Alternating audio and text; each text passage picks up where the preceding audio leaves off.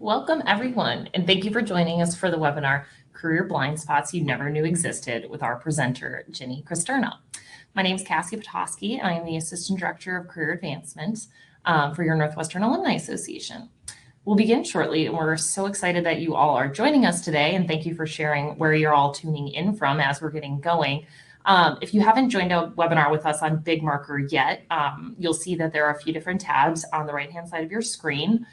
Please feel free to send in your thoughts through the chat box. We will be utilizing that throughout the presentation, as well as through the Q&A tab. Please send in your questions for Jinnie now throughout the presentation, as well as at the end when she'll be taking more of those questions. We'll be saving plenty of time, so please send those in. We'll also be utilizing the polling tab throughout the presentation, so please send in your responses, and that'll definitely help Jinnie with her presentation throughout the next hour. So if you have any technical issues, you can email the Big Marker support team at support@bigmarker.com. And lastly, a link to access the recording of this webinar will be sent to all registrants later today. Now let's move on to why we're all here. Dr. Jinnie Cristerna is the founder of International High Achievers and works with high-achieving professionals, their families, and corporations to help them plow through mental blocks and regulate emotional disruptions within 1 to 3 sessions. Cristerna is a graduate of the University of Chicago, is a national mental health expert, and has been featured on several news stations throughout the country and around the world. I'm going to hand it over, and thank you so much for being here, Jinnie. Thank you so much, Ms. Cassie. Super excited. I think part of what we're going to do, because I know Northwestern alumni have clients from Northwestern Awesome School, we're just going to do a deep dive. So we're not going to do all of the going into the intro and overview.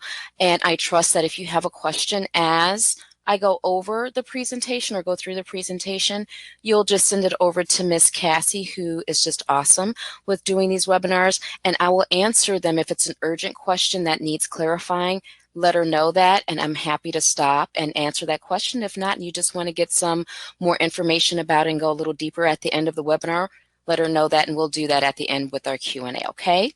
So before we get started, I just want to let you guys know how honored I am to really just be presenting to you guys. Alumni from Northwestern have gone into the world and just done amazing things. And so what I want to share with you, because I think it's just super important when your alma mater offers resources that are just top-notch, cutting edge, and they're just setting the trend. So Northwestern actually has 2 really super offerings for all of their alumni and for students as well. And the first one that I want to share with you guys is the mentorship program that Northwestern is offering, and it's called the Northwestern Network Mentorship Program. So I wanted to make sure I got the name right. And what it is a very easy to use online platform that they designed to cultivate those meaningful opportunities to receive and to give mentorship for global Northwestern alumni all over the world, just the community all over. And this is the really cool part. Students and alumni can actually both use that platform to connect with one another, and alumni and students or what have you across various career fields, which is amazing. So basically alumni from all class years and programs and schools can participate as volunteer mentors or mentees and receive support, or both. So students, they can also participate as mentees. So even though you have yet to graduate, you can take advantage of this benefit. And these mentoring relationships that they are creating are really meant to provide that valuable support, that guidance to student and alumni mentees as you all navigate your careers, if you're exploring new career paths, or if you're even considering graduate school, which is very, very impressive. So that's the first one. The second resource that I want to make sure you guys are aware of is the podcast that Northwestern is doing, which I'm sitting up here going mind blown, and it's called Northwestern Directions. And it's an podcast where where Northwestern will be interviewing alumni about the Northwestern direction, and you're going to hear what they've done right, what they've done wrong, and more importantly, what they've learned from both. So I want to make sure those 2 pieces are brought to your attention. Get a hold of Cassie if you want to learn more about it. I just think it's completely amazing. So make sure you note that on your pen, on your paper as you're taking notes for today. Super, super impressive. Last but not least, there is going to be a link to a mindfulness ebook that Cassie will send out to the registrants from today, completely free. It's to help supplement what you've learned today because we're going to go deep really quickly. So that in and of itself are my announcements that I wanted to make sure I shared with you because I was just super impressed with Northwestern as always. So without further ado, let's go ahead and get started. And I'm just going to give you a kind of a landscape view of who I am, what I do, where I come from. As Cassie mentioned, I'm from the University of Chicago. I received my master's in social work there at SSA in 1999, back last century sometime.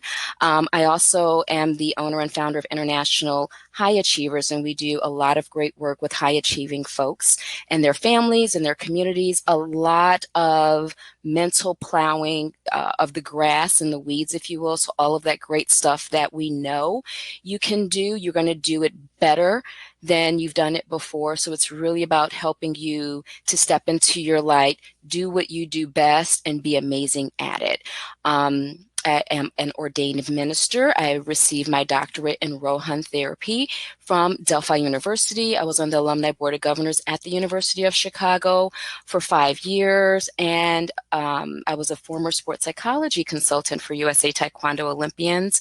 I also worked with the entire national team. I worked with athletes, professional athletes, retired professional athletes, and their families to help them transition and to get into other aspects of their life and career after they're done with sports. So that's just a little bit about who I am.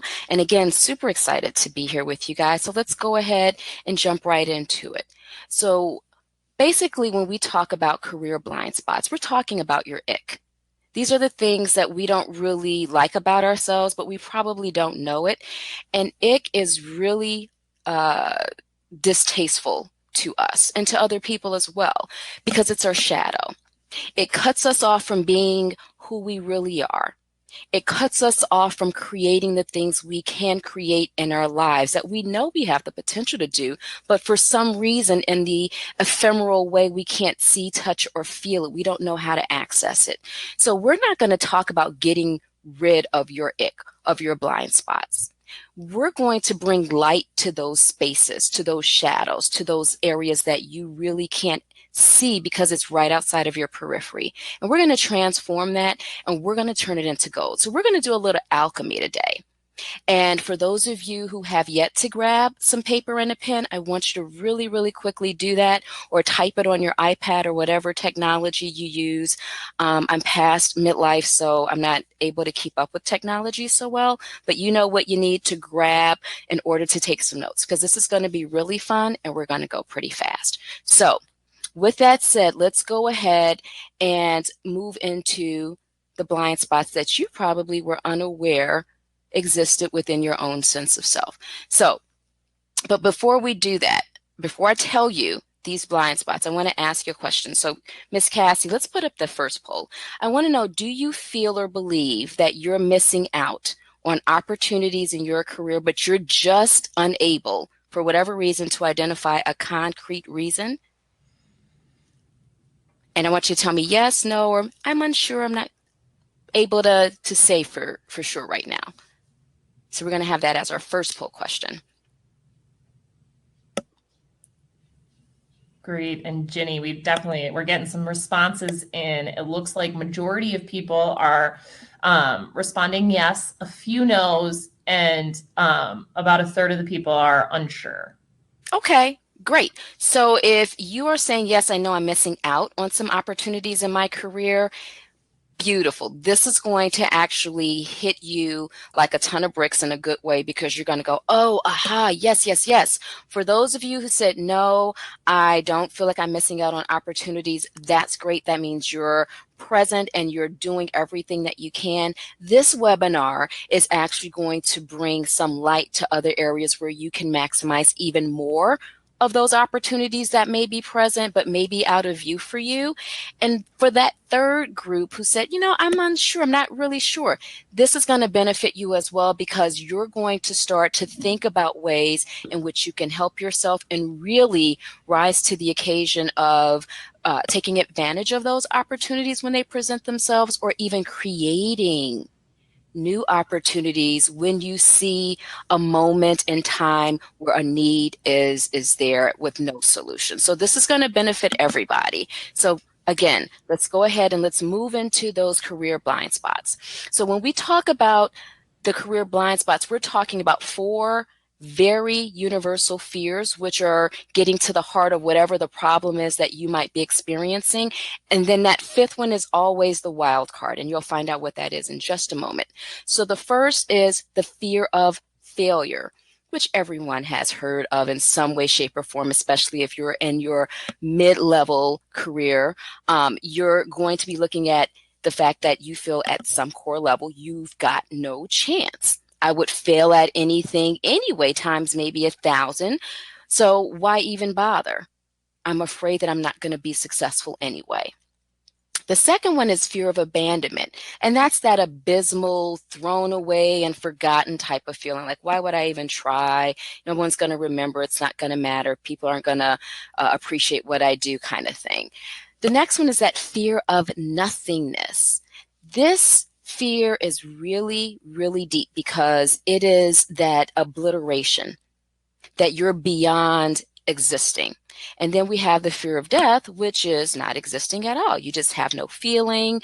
The mind has no power of its own, if you will. And that feeling of power and energy is just not present. Okay. So those are the main 4 fears that get to the heart of the matter of our career advancements, those blind spots that we're unaware of that keep us from actually living and achieving our full potential. So those are the big main areas. There are a couple of smaller ones, but these are the big 4. Now, I spoke a little bit about that wild card, and that wild card is deception. Okay, this is something that if you don't remember anything else from today, failure, abandonment, nothingness, and death, very powerful. We can get into that and go as deep as you'd like. But if you don't walk away with anything today, walk away with deception. That is the wild card that shows up everywhere most of the time.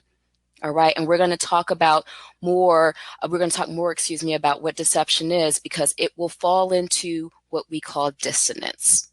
And that is a very complex beast. So with that said, I want to just check in, Ms. Cassie, are there any urgent questions around this particular slide and these 4 fears and then the deception wild card?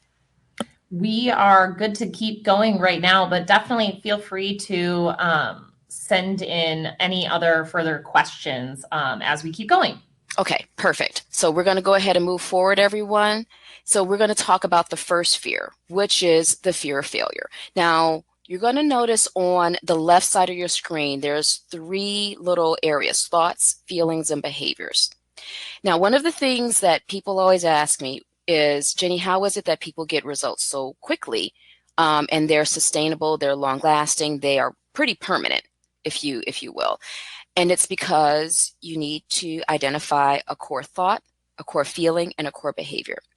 When we talk about cognitive behavioral therapy, which is phenomenal, it's great with depression, it really does work. One of the things that research has shown is that after about 3 to 5 years, it starts to plateau. And for some really interesting reasons, symptoms may start to creep up, or that feeling of depressedness will start to come back in, and there's just the life or the vitality of the individual seems to become stagnant, if you will. And that's because it's changed the way you think, changed the way you behave. The feeling piece is missing. So when we talk about working with clients and patients, we talk about these 3 areas because that's where the anchor is. If you miss one of these 3 areas, what tends to happen is it doesn't feel complete. the shift, the change, the healing does not feel complete. And there's a way that you get to the core of whatever that issue is. And we're not going to talk about that today. We're just going to talk about these areas so you'll have a sense of what to look for. Okay. So when we talk about the fear of failure, the thoughts that usually come with that fear of failure is, I can't do it. It's too hard. Why even try? I'm not going to be consistent. I'm kind of wishy-washy. I won't do it well, so on and so forth. The big thing, though, is this one thought, which is, I don't want to be successful right now in my career, even though I do want to be successful. I want the experience of success, but I don't actually want to be successful because people are going to expect me to do it all the time. They're going to expect more from me. And I don't know if I really want to or if I can give them that consistent success. And I know there's a lot of you. There's over 300 registrants for this webinar. So I know there's a significant amount of you that has a kernel of this in them, and that what if it's not sustainable? That is why so many people sabotage or don't even try, because now people are going to expect it all of the time of me, and I don't want to disappoint or let them down. Now, the feelings that usually go along with this particular blind spot for failure is they have that feeling of doubt, of helplessness, unworthiness, even some shame or embarrassment, especially if they let people down. And if it's a big public failure or a big public disappointment, that's huge. They don't even want to set themselves up for that. Never mind that it could probably go extremely well, or that disappointment or say that letdown really isn't as bad as they think it would be or actually was, okay? So let's look at the behaviors now. So the behaviors that we often see that go along with this particular blind spot is the sabotaging that I spoke about just a few minutes ago. Their inconsistencies, they don't even try. And here's the big one that I see all of the time: excuses. Now, excuses are very different from reasons. When we have a reason for something, it's, you know what, I was unable to do it because I had two meetings this day, so I was unable to squeeze this in because this time was already booked. That's a reason I can't do something. An excuse is something along the lines of, well, I can't do it because Michael didn't turn in the thing on time, and so we can't do any of it, right? It's about saying, okay, well, where can I extend blame to something outside of me? Because say if Michael didn't turn it in, well, we can go forward. We just won't have Michael's part. Right? And although that may be more difficult in some situations than others, right, it's not a reason to give up everything entirely. Okay, some people call it off the cuff. And the other piece is overperformance.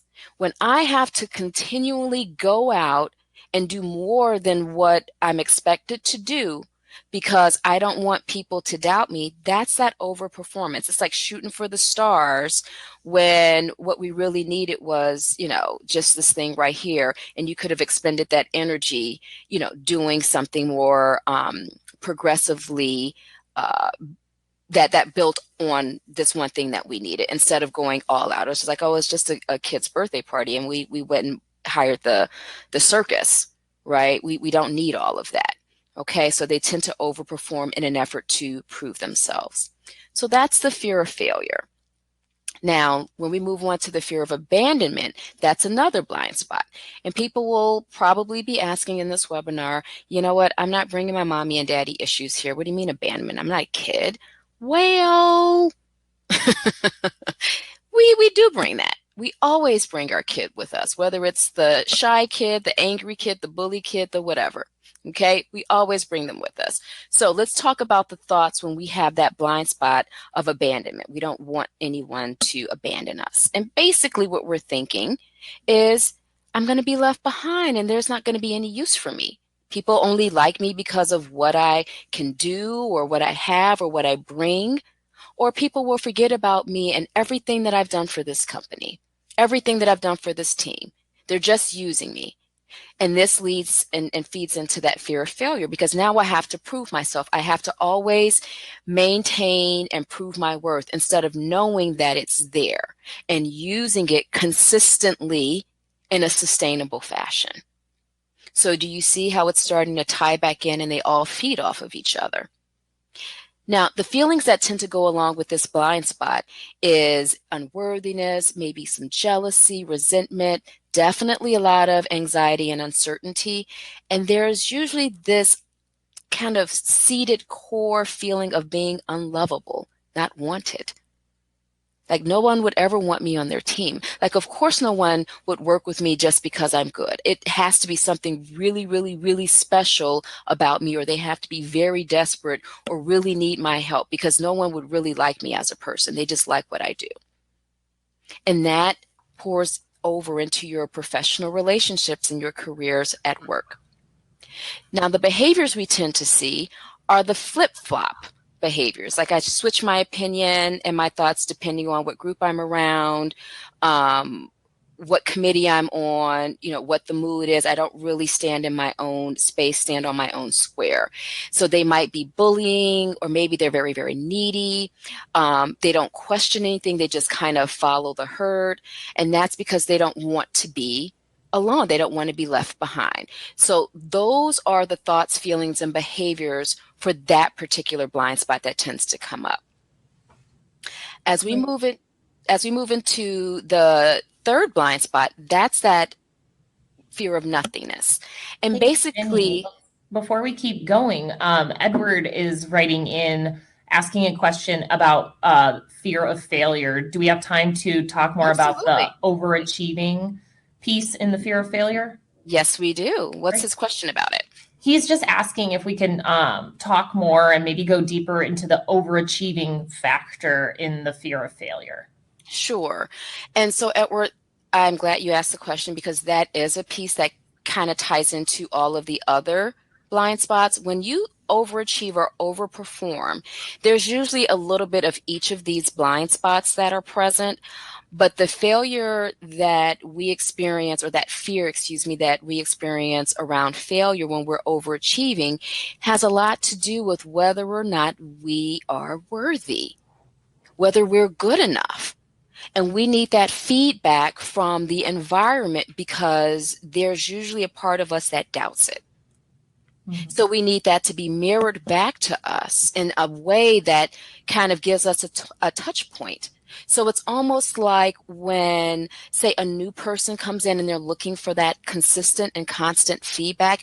How am I doing? How am I doing? How am I doing? So they're in the doing mode. Well, when we're always in the doing mode, Edward, it's so challenging for us to be present and just be good enough, be worthy, and know that and own that.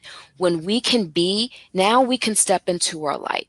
But if I consistently need that validation from someone, it's usually because there's a part of me that doesn't believe it, or a part of me that doesn't own it yet. So if we're in our mid-level careers and we're finding ourselves stuck, or we're looking for advancement and you're overperforming and overachieving in everything, you want to look at that part of you and try to understand and heal that part of you that's looking for validation and say, you are worthy, you're good enough. Because that will never come from the environment, ever. It will always be something that comes from within. This is why when someone steps into the room and they are really rooted in a strong sense of knowing who they are, doesn't everyone stop? And they just kind of know that that person knows what they're doing. When we're looking for validation from the world, when we walk into a room, we get mirrored back to us that sense of, not yet, not good enough, not what we're looking for. Okay. Does that help, Edward? Yeah, Jinnie, that's great. And we're wondering, Isabel's asking if we can put the slide, the fear of. Yes, of course. Let me go back to that. Great. Okay. And then Lee also has another clarifying question about that. So he's asking, so by overperforming, do you mean doing too many things as opposed to doing the right things? Well, that's a really good question because a lot of people will confuse the two. Mm-hmm. So I did a podcast maybe 2 decades ago. And I know, right? I'm still 25, whatever. So I did a podcast like 2 decades ago about this issue, which is when you overperform, many times we don't even do what we need to do well. We're so focused on doing everything else extremely well that the thing that we are supposed to do well, we kind of, excuse my language, but we half-ass it. Hmm. So you want to do the thing that you're responsible for doing better than anyone else. And once that's achieved, then you can go and say, hey, do you need help with that? Or do you need me to do anything else?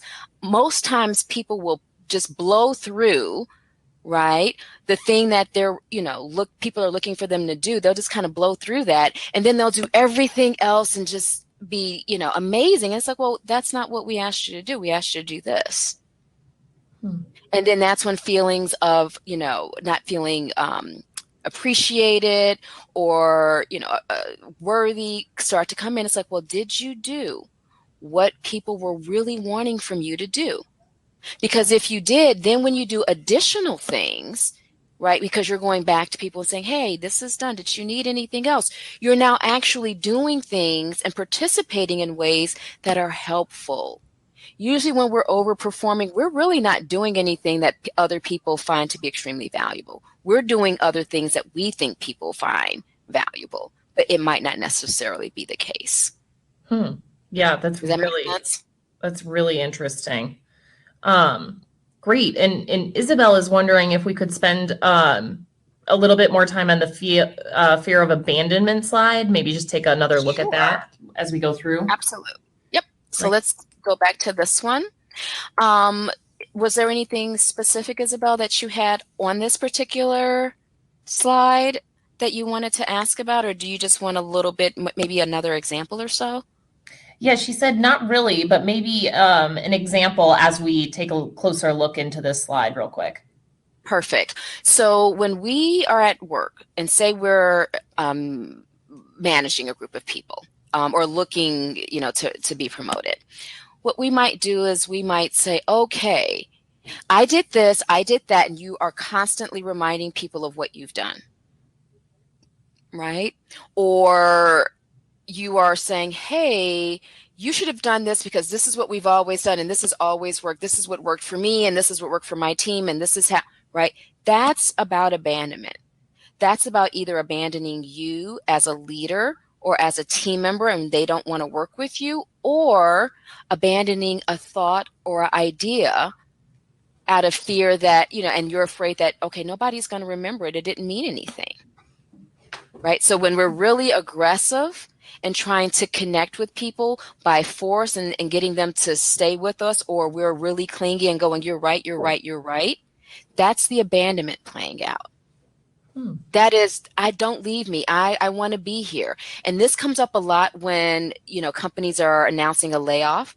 Oh my God. And what do? They start to scramble and pull together all the things that they did that was so wonderful, right? Because maybe they didn't let people know about it, or maybe they want to make sure people know about it because they're afraid that if they let me go, that means they didn't find what I did valuable. Instead of looking at it as, okay, well, maybe it's time for me to move on and I can make my way naked and alone. I'll be okay in the world. They don't necessarily believe that. They can only be successful if they're supported by a specific type of environment or group. They will not find their way on their own. Hmm. Yeah, that's great. No, we really appreciate.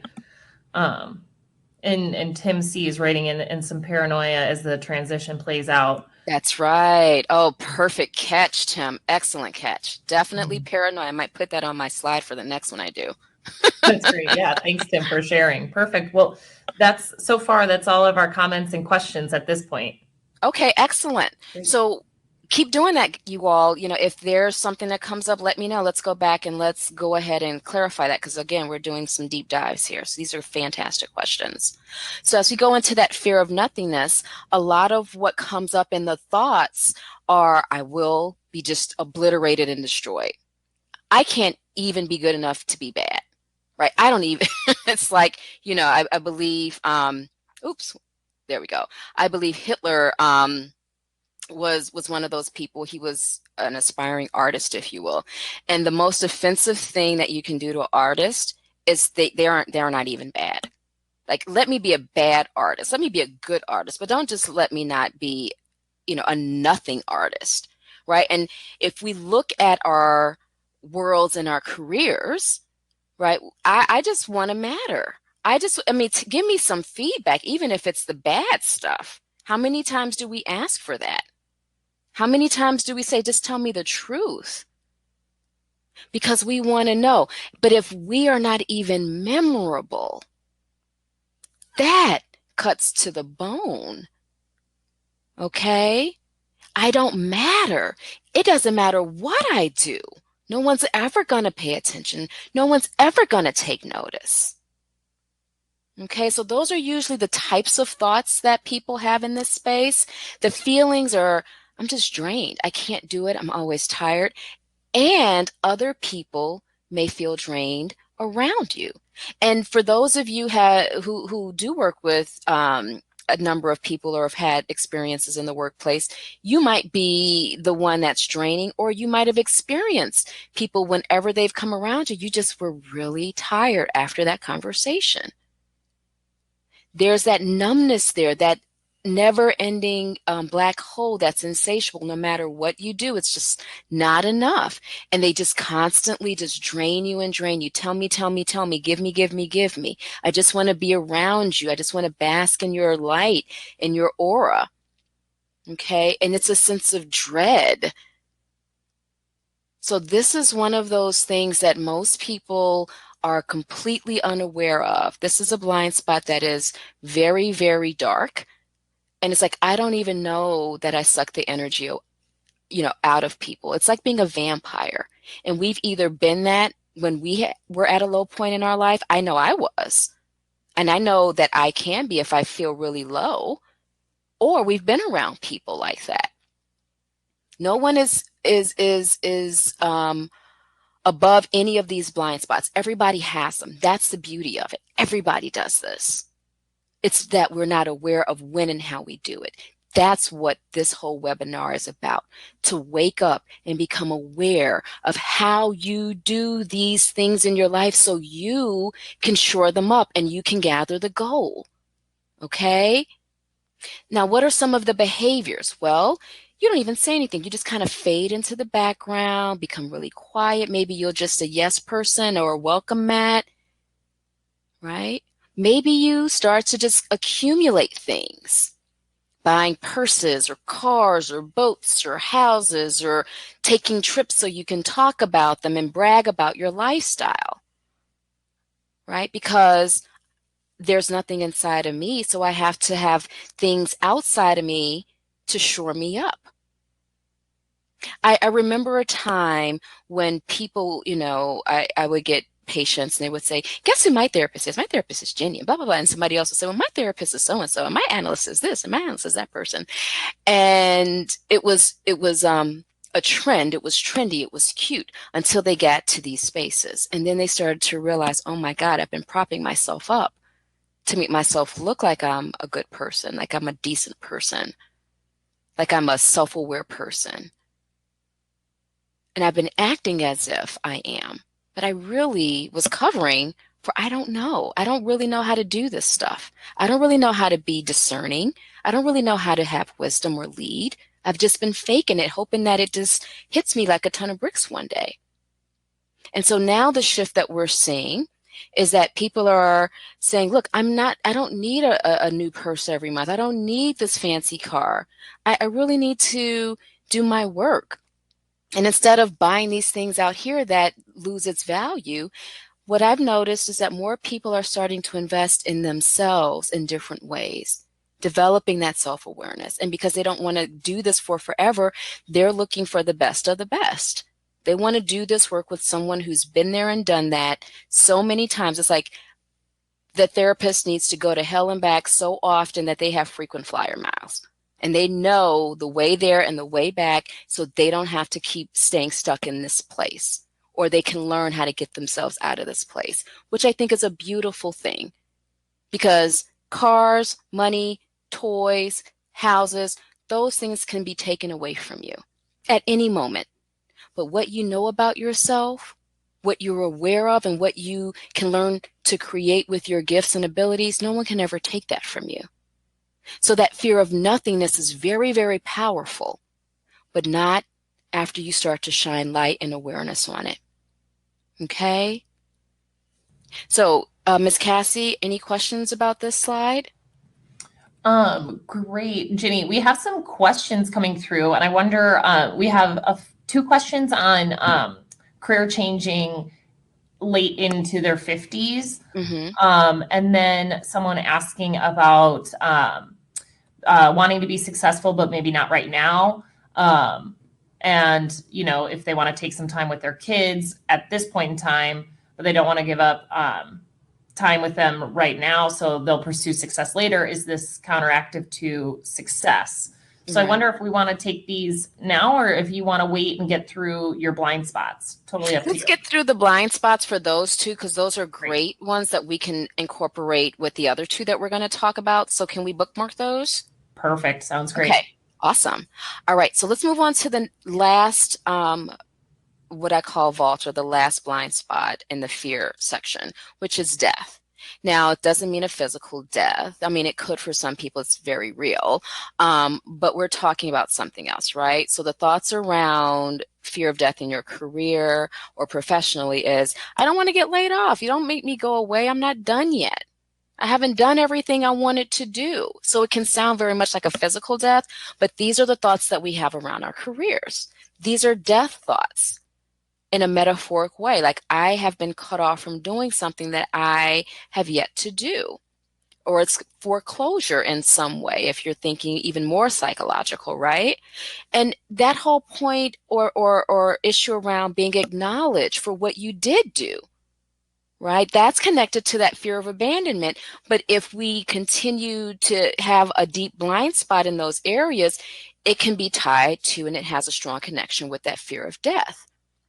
Not only did you all leave me, but now I'm nobody. I don't have a job. There's nothing that I know how to do. How do I take what I've done my whole life and turn it into a new opportunity or career, right? So abandonment can turn into a death blind spot. And the actual feelings that go along with this, of course, we have that anxiety because, who wants to be stuck someplace and not have anything to do, especially in their career? Or we start to rush. I got to hurry up and finish this. And you kind of plow through these things without really doing it well, or without a sense of completion. You feel very, very impatient. You don't trust a lot of people, and you're really insecure about whether or not you are worthy or good enough to do what you know you're great at doing.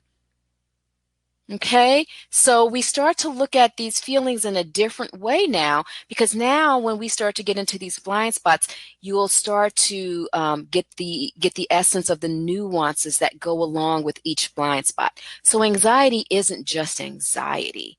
We start to say this is anxiety around not having enough time to do what I want to do, or this is anxiety around not feeling good enough or not feeling valued, right? You see how the thoughts and the feelings start to go together, and it gives you more completion. It gives you more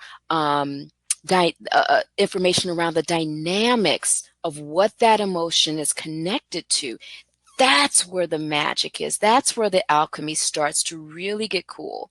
Okay, so let's look at the behaviors. Now, similar to our last slide, excuse me, I'm going to take a sip of water here.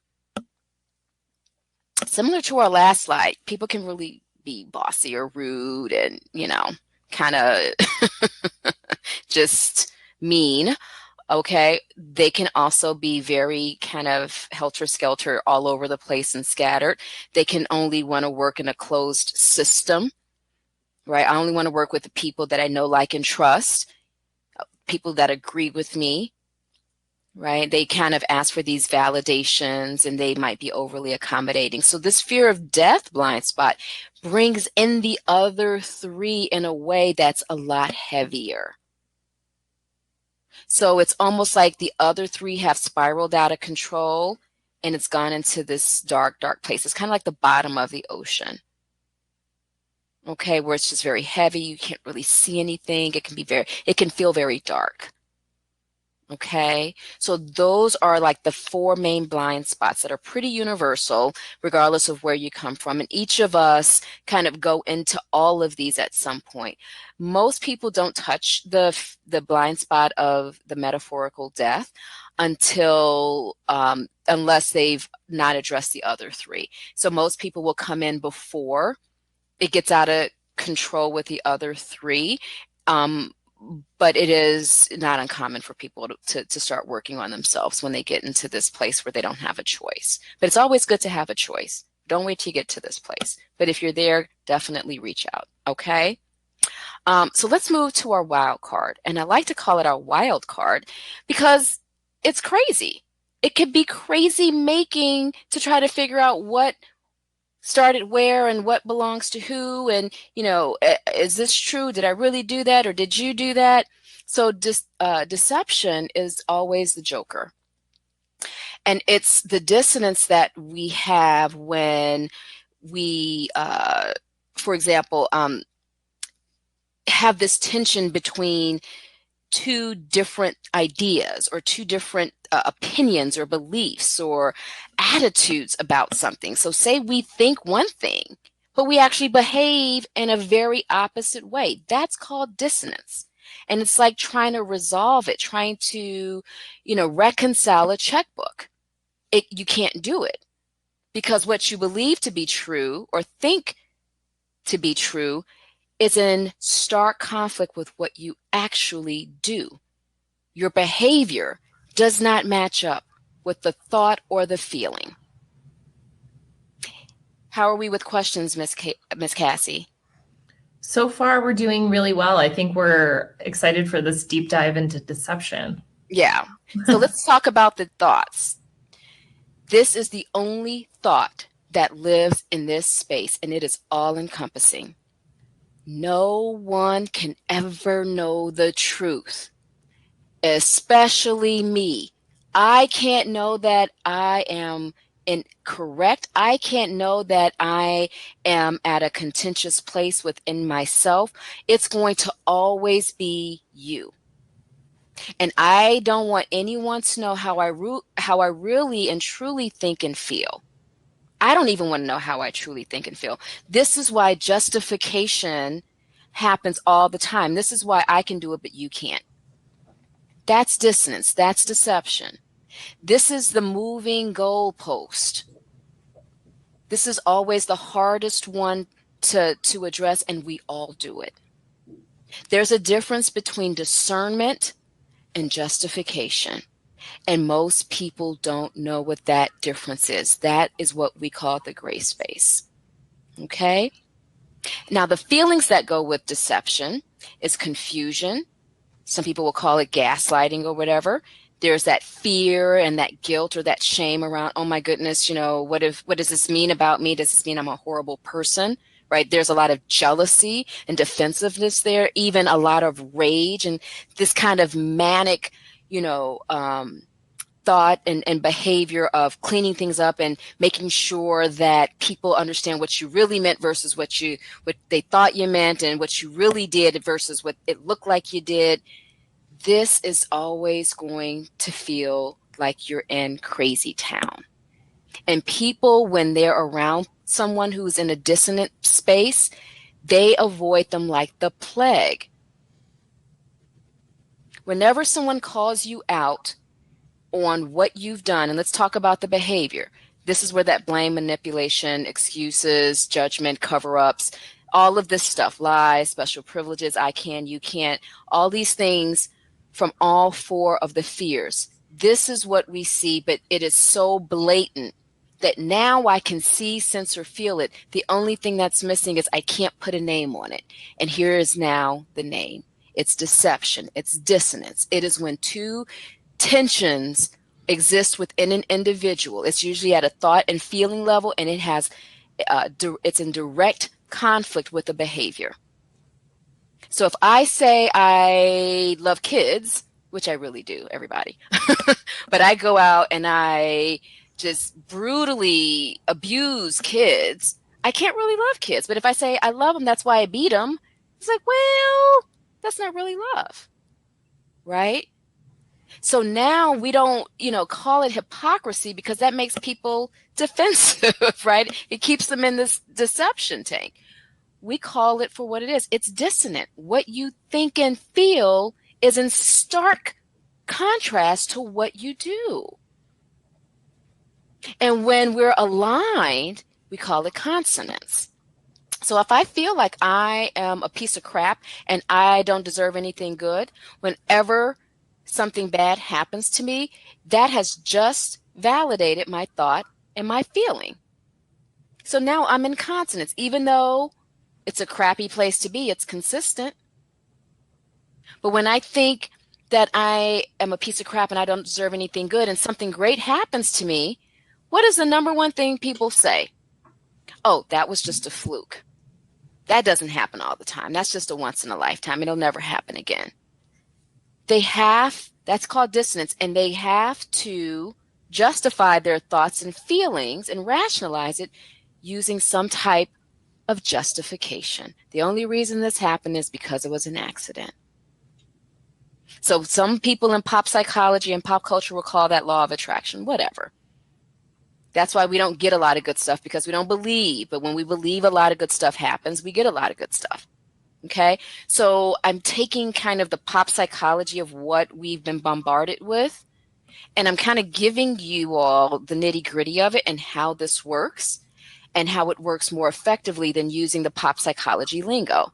I know we've come up with some things called imposter syndrome, and I'm like, okay, people are just now making up stuff so they can remember it, which is fine. I think it's great to develop awareness and remember and stay connected to things about yourself. But in order to heal it and really change it, you have to be able and open to learning what it's really called, what it's really dealing with at an core level. You want to know the essence of what you're doing. We don't want to keep making up new things. Okay?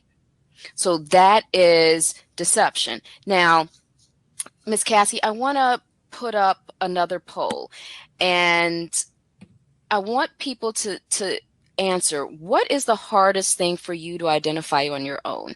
Is it thoughts, feelings, behaviors, or is it something else? Of these three, what's the hardest? So maybe those three are fine. It's something else. And let me know what comes up, Miss Cassie. Great. We're getting some responses in. We'll give everyone a few more seconds to answer this question. And I'm going to take a sip of water. Great.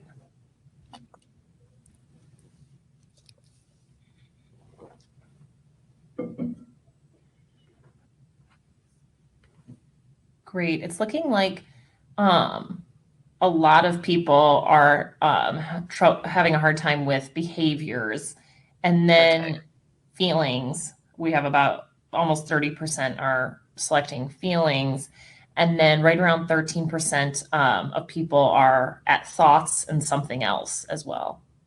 Okay. Now, it would be interesting, but consistent, haha, no pun intended, that most people have a difficult time addressing and identifying their behaviors. Why? Why do you all think, and this really is a rhetorical question, I'm going to answer it, but but I want you to think about, why do you all think it is so hard for us to identify how we behave? And the reason for that is because the way we behave in our everyday lives, we presume is in line with how we think, believe, and feel. The only reason we could have done this is because this is what we really think and feel. And if it's not aligned with it, there must be a good reason why it popped you in the back of your head. Right? There's a justifiable reason, because I believe that I am right. And if I have been taken out of my self, my true self, there's a good reason for that. That's why it's hard for me to own my behavior, because then that would mean I'm in deception, that I am lying to myself. Okay, so this is really, really good. Now, feelings, most people are having a tough time identifying feelings because we've been programmed to ignore them. We've been told that they don't really play a part or a significant role in what we do and how we live our lives, good and bad. So no big surprise there. And our thoughts, we think we know what we think, but usually we don't know what we really think, because it's really very difficult to identify the core thought. The core thought is usually what starts everything. The core thought is usually what starts everything. And the core thought is often a faulty thought. It's a thought that was created when we were 5 through the eyes of a 5-year-old, and we're actually still using at 50. This is why it's hard for us to identify our thoughts. Even though you think you are aware, you probably aren't. Okay, so thank you for that poll. But I now want to go into the next poll after we do this particular slide, because I want you all to identify at least one ick factor or one blind spot. Okay, everybody has at least one. We have about 65 million of them, but I just want you guys to identify one. And separating that ick from who you are is very helpful, because you can always change your blind spot. You can become more aware of it. You can transform it and turn it into gold. Remember, you're an alchemist. Okay? It doesn't define who you are unless you keep it, unless you don't want to look at it. And then people will define you by that blind spot, by that ick. So I want to ask you all a question. Let's put up another poll. Okay. What is the hardest for you to hear or take responsibility for? Is it mistakes? Is it for having low confidence or being insecure? Is it for being negative or judgmental? Or is it something else? And just let me know when we get some answers in, Miss Cassie. Great. Yeah, they're coming in right now. We'll give a few more seconds for people to respond.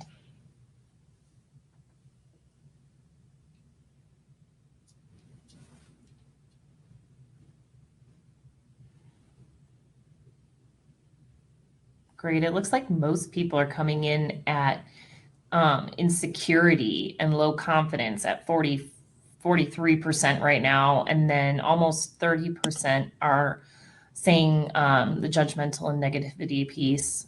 And then almost 20% at mistakes and 10% at something else. Okay. All right. And I am just kind of writing these down because I'm looking at this and I'm actually quite amused in a very clinical way, of course, not laughing at anyone, but I'm amused in that most people have a difficult time taking responsibility for being insecure. Now, what is the irony there, right? If we really think about it, because what's the thing we don't want to be? Insecure. And we don't want anyone to know that we're insecure or that we don't believe in ourselves. So when that ick oozes out of our pores, remember that's our feelings are energy.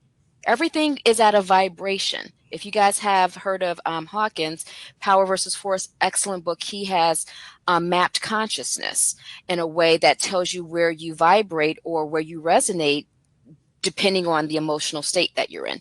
Wonderful tool. I use it all the time with my patients to help them move up that frequency scale so they can actually create and be in a better space when they engage people. So definitely read that book if you have yet to read it. But insecurity is part of that deception tank. Insecurity is part of that failure. Fear of failure. Fear of abandonment. Okay, so be mindful of that, because then the judgmentalness, the negativity that comes with that, we think it's helpful. We call it constructive criticism. The truth is there's really nothing constructive about criticizing someone. You take something away from them. Very seldom do we replace it with anything. That's what gives it the negative feel. Okay, so I want you all to really start thinking about what you do. What's the ick that oozes? What's the blind spots that people see but you don't? And they respond to it and they mirror it back to you so you can heal it. Okay? All right. Anything else, Miss Cassie, before we move on? Because I know we're running out of time.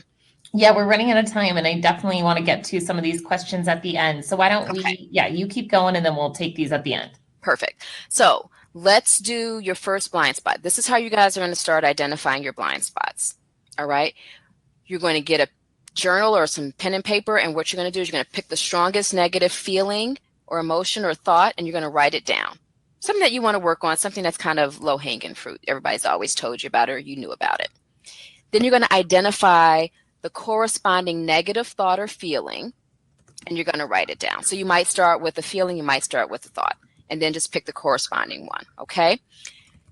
As best you can, because in your conscious state, there you can only go so deep. You can't go into the unconscious mind. So just do the best you can. And then I want you to go back to the most recent time you had that thought or feeling and process that. What's going to end up happening is once you can process it and start to at least become aware on a conscious level of the thing that you were kind of wondering about, you'll notice, oh my goodness, this is what people were talking about, or this is what they really meant when they said X, Y, or Z. Because when you start to bring your shadow or that subconscious or unconscious part of you into consciousness, now you have gold. You are integrating and you're learning about who you are. Okay, this is how you go from having a blind spot to having awareness, or go from being that person that's icky to being the person that people want to have around them on their team. When you go in for interviews, you just exude everything that they would love to have surrounding them and bring into the environment. Now, my last question to you all is a poll question. Are you defensive when people give you feedback? Yes, no, or only when it's unsolicited. Or, last but not least, it depends on how I'm feeling. And if it depends on whether or not I like you, because if I don't like you, I don't want your feedback. And let me know when we get some numbers in, Miss Cassie, who's our wonderful Vanna White of the webinars. Great, Jinnie. Yeah, I definitely know personally. It depends on my circumstances. Mm. And it looks like that is where the majority of people are going as well. Right now, we're at 69% are saying depends on my mood, circumstances, or the person giving feedback. And then about a quarter of our people are saying no.